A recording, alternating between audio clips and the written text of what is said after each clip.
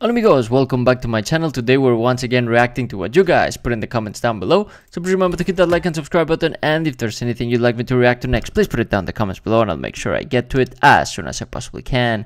And today we're reacting once again to the channel Casual Chuck. So if you haven't, please go ahead and subscribe to that channel.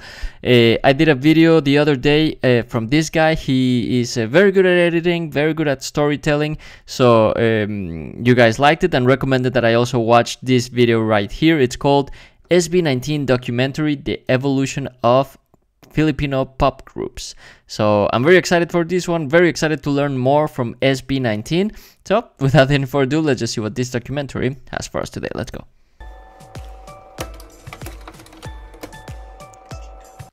Disclaimer, this video is solely based on my own personal research. I might miss mentioning other artists and it's possible to have a few discrepancies, but I did my best to get as much accurate information as possible. So enjoy. Yes, I will only talk about idol groups that did it all: sing, dance, and more. Oh, maybe I should take notes for this video for bands I should react to in the future. Let me grab my pen and paper. Support local.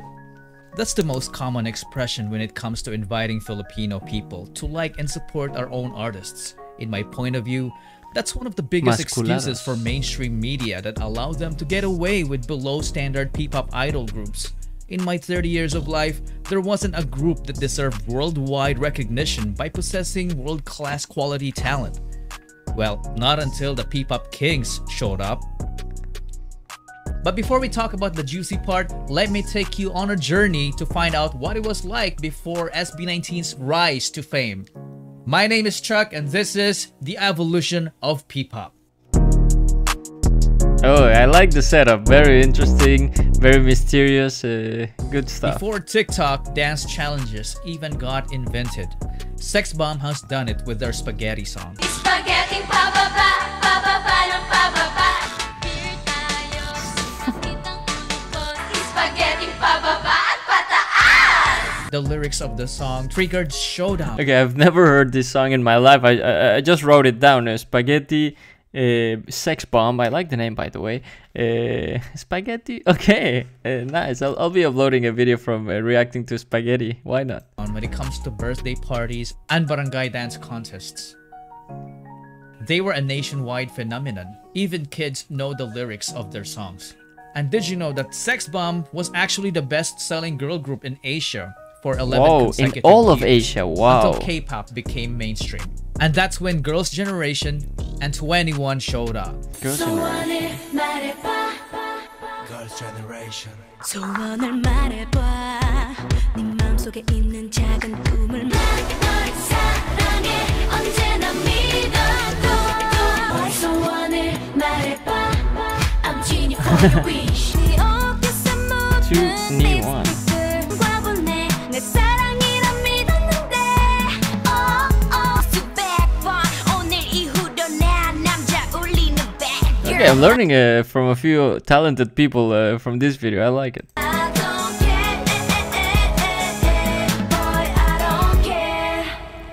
And did you know that Dara of 21 actually started in the Philippines by joining ABS-CBN's talent search show called Star Circle Quest? Bakit gusto mo mag-artista?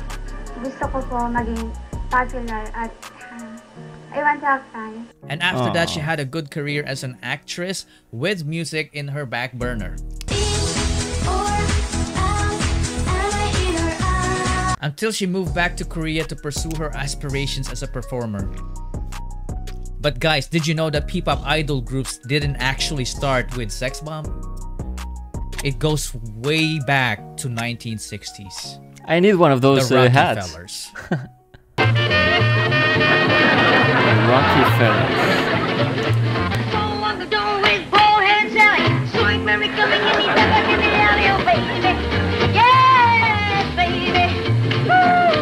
This was around the time when the Americans occupied the Philippines, and the Rockefellers were absolute idols of the American people. Who were those other wonderful people you were singing with? Of course, I know Eddie here. They are my brothers. Brothers. Except one brother, he's my father. You certainly are a talented family. Where did you learn how to sing like that? Really, I'll help you. Oh, in the Philippines? Yeah. And rock and roll really gets around, doesn't it? In fact, their smash hit single Killer Joe reached number 16 in the Billboard Hot 100 in April 1963. Sorry, I was just writing down. All the artists that have come out in this video. This is what we have so far. So I'm getting a lot of ideas for the future.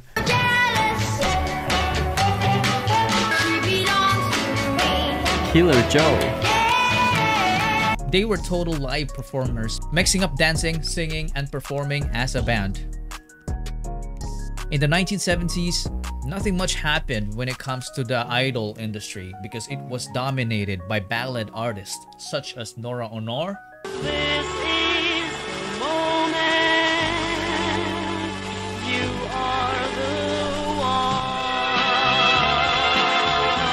Pilita Corrales, Basil Valdez, Freddie Aguilar, and Ray Valera.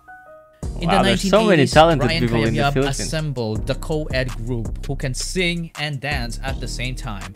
They were called Smoky Mountain, with the notable member Geneva Cruz.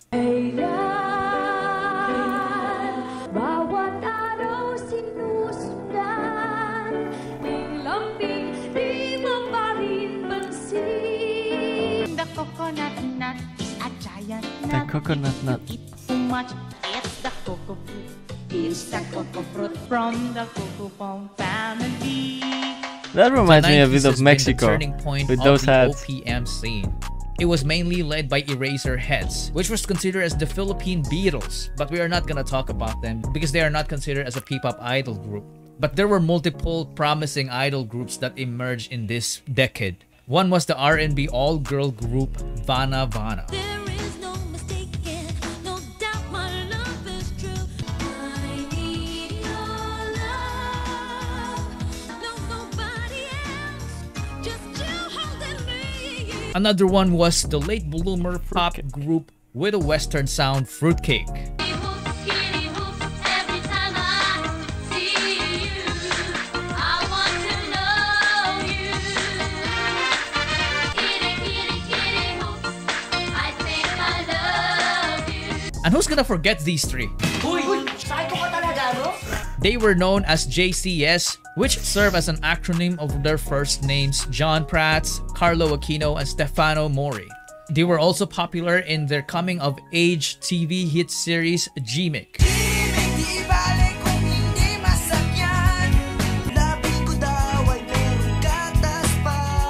Wow.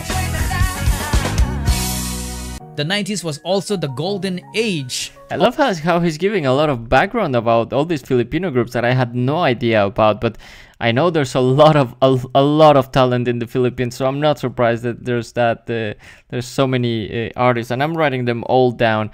I'm looking forward to see when he talks about SB19 because I'm also interested in their backstory. Of dance groups such as Street Boys, with notable members Vong Navarro, Jong Hilario, Spencer Reyes, and Danilo Barrios.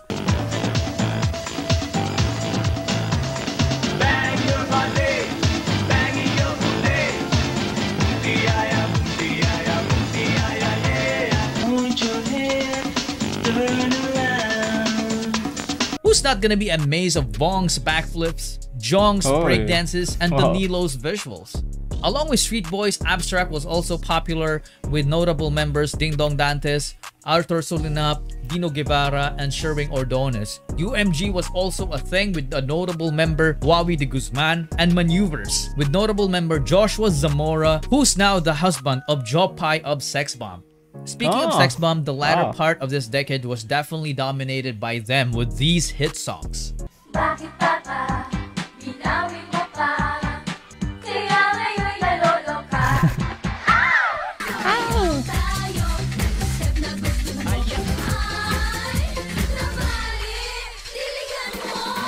And we know what happened next. K-pop became mainstream.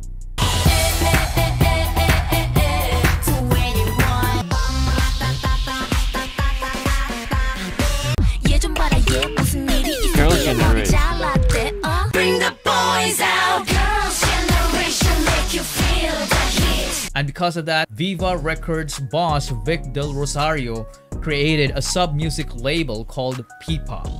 Can you believe it? They actually created a music label called PPOP. And he signed Pop Girls, which was the group where Nadine Lustre was included. Di madaling maging babae, pero taas noo ko maglakad. Tayo ay pantay-pantay. Ako ay prinsesa. Accelerate. Hanggang sa pagtulog ko. I love you girl. I love you girl. Pakailanman. I love you girl. And RPM. Baby ko, pengen ng konting oras mo para lang mapakita. Grabe to, ang kapal ng mukha mo. No, kala mo kung sino. Para sa'yo, yo. What can I do now? It's all for you. All of them underwent normal training with more emphasis on performing rather than acting. But when they started releasing songs, the public criticized the groups for looking and sounding very close to their K-pop inspirations.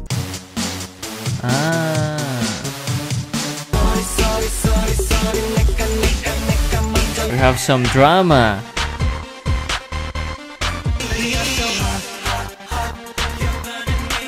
So, 3 years into the industry, Viva realized it wasn't profitable, so they just swept the music label under the rug. After Viva's P-pop label's dissolution, Universal Music's 143 showed up with their smash hit Sa Isang Sulyap Mo.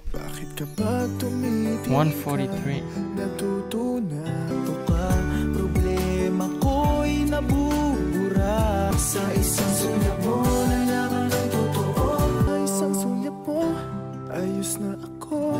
It became one of the top-selling albums in record stores such as Odyssey, Astro Plus, and Astrovision. Viva said, "Hold up, we are not giving up." So they proceeded to debut Chixer, who rose to fame from a dance video of the popular song Teach Me How to Dougie. I'm running out of space here, look.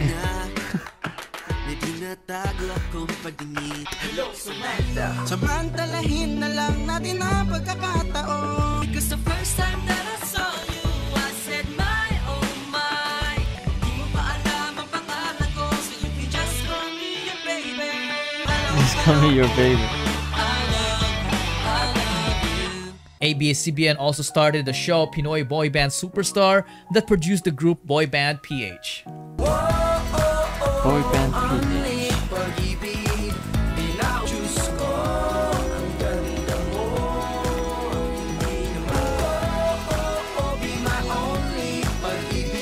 But wait, there's more. They later debuted Gimme 5. Sumpat nangangako sa iyo hanggang wakas. Di malilimutan ang ating samahan. Tunay na kaibigan, samahan. And Showtime's hashtags and girl trends that were composed of Star Magic talents and Pinoy Big Brother X housemates. Everybody down. This is the hold up. Hold up, wag gagalaw. Dapat handa ka na. Wag nang humirit, di mo mapitigil. Check this out. Okay, that reminded me a bit of LMFAO, the song, right? So a little bit.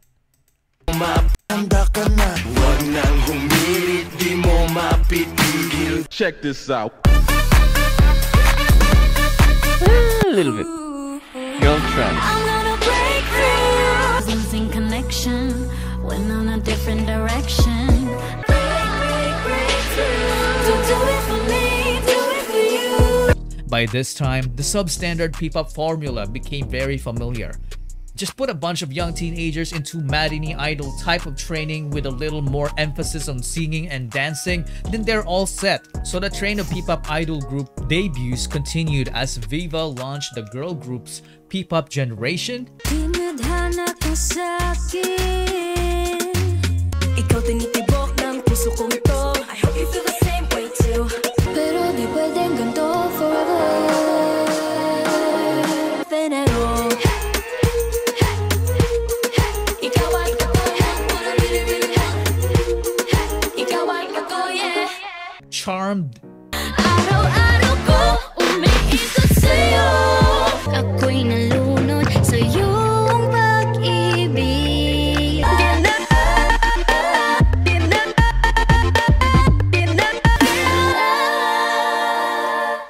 and even partnered with sex bomb New Gen. Unang kita pa lang sa'yo.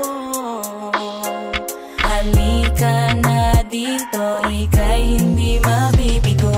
Kinggan mo. Later this decade, MNL48 emerged and garnered significant support from Filipino fans and even overseas, mainly because they had a distinct sound and was co-managed by a foreign agency that used a Japanese training format. Oh, I can see the Japanese inspiration there. Like very cute, you know.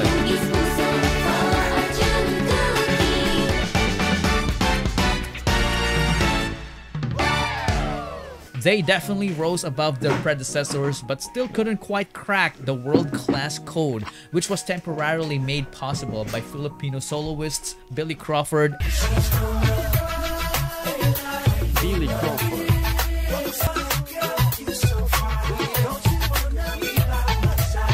and Jake Zyrus.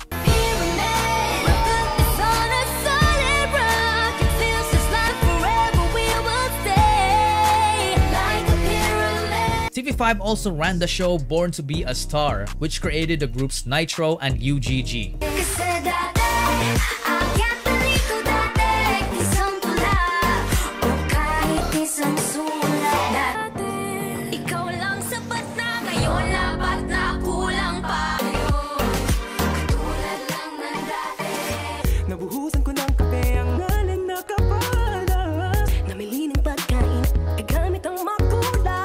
Oh, those are kids. They're very young.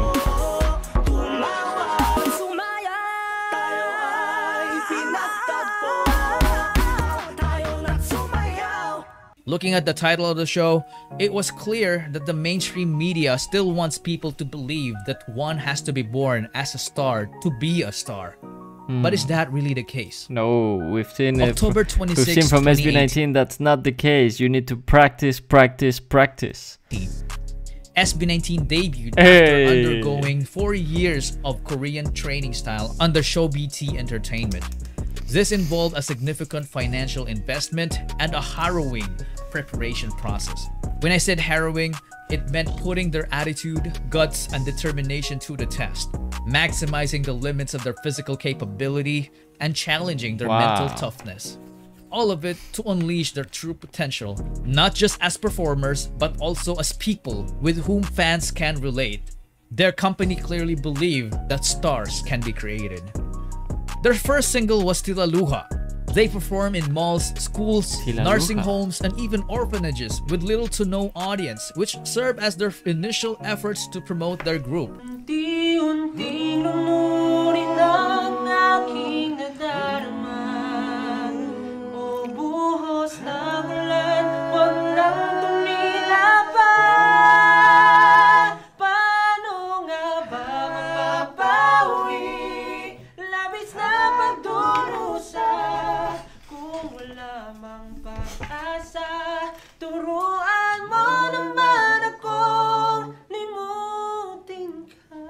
The song was a vocal powerhouse. Ooh, yeah.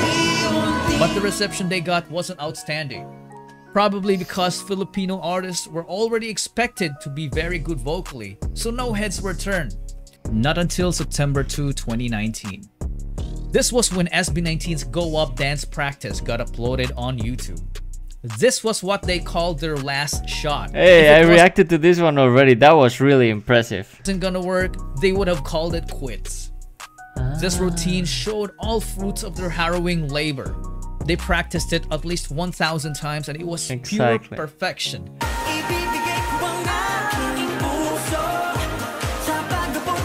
This quickly went viral, which allowed them to break into the music industry, not just locally, but internationally. And then history was made.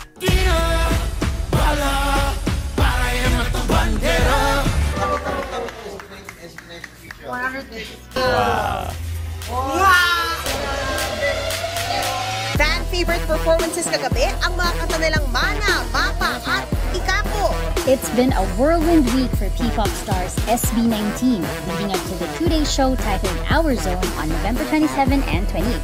So excited to finally reveal the finalists for Top Social Artists. This year's 2021 finalists, we have the Filipino boys, just like me, representing SB19. Hey. Let's do this. After SB19 paved the way and set the new standards, the P-pop industry followed by producing modern top-quality talents, such as the rich in culture multilingual group Alab.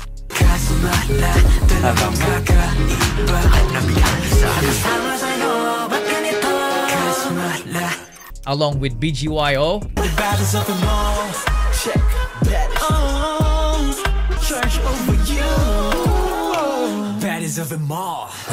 Beanie, Now every step we take, boundary we break. There's nothing we can do. Nothing can hold us back.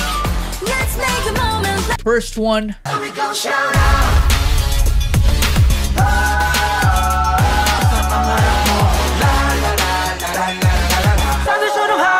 Press Hit Play, Cause I want it now.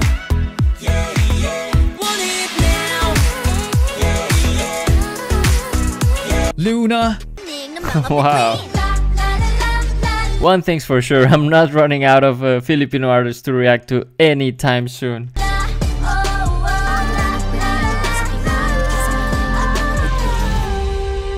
Kaya,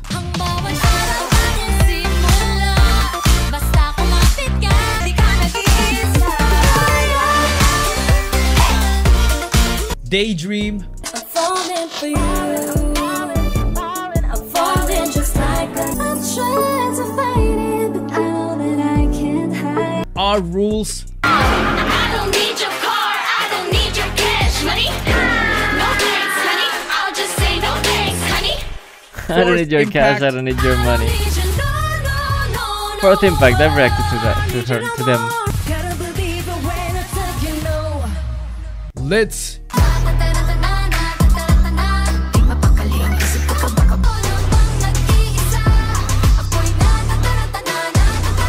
and Vision. I always be the beast, hey, yeah, yeah. Who's the king, who's the boss, seeking Coca-Cola? My name, I always be the beast. And because of that, 2022 has become the golden age of P-pop. So let me ask you again, are stars born? I don't think so. I don't are think so stars either. created? Yeah. Yes, but it's just half of the equation. As SB19 Josh said in their song, failure is a winner by permission. Dreams come true, it's a matter of decision. So are you a star? Well, you decide. This has been Chuck. If you enjoyed the video, Wow, I make like sure that to message in the end. Are you a star? You decide. subscribe, hit the notification bell to get more content like this one. And I will not take more of your time. Make sure to smash that like button. Alright, If you shout don't out like on my once side, again to it's the Casual Chuck. algorithm. I really like how he put up this video, giving us the entire background of how how Filipino pop started and how we ended up to today. Well, in 2022, but almost today, the present, and how many Filipino bands there are. And like I said, I was writing notes the entire time, so to get ideas of what to react to in the future. So let me know which one of these you would like me to react to next. I don't know if you can understand my writing, but yeah, this was really good. And I think I will check if there's any more focused documentary on SB19, because this was super good, but it was more the background of how we got to today more than it was about SB19 specifically, but still super good, and it gave me a ton of material. Anyway, I guess that is it for today's video. As usual, if there's anything you'd like me to react to next, please put it down in the comments below and I'll make sure I get to it as soon as I possibly can. But without any further ado, thank you so much for watching. Thank you for subscribing. I love you. Support the locals. I'll be supporting the local Filipinos, and I will. See you next time. Bye.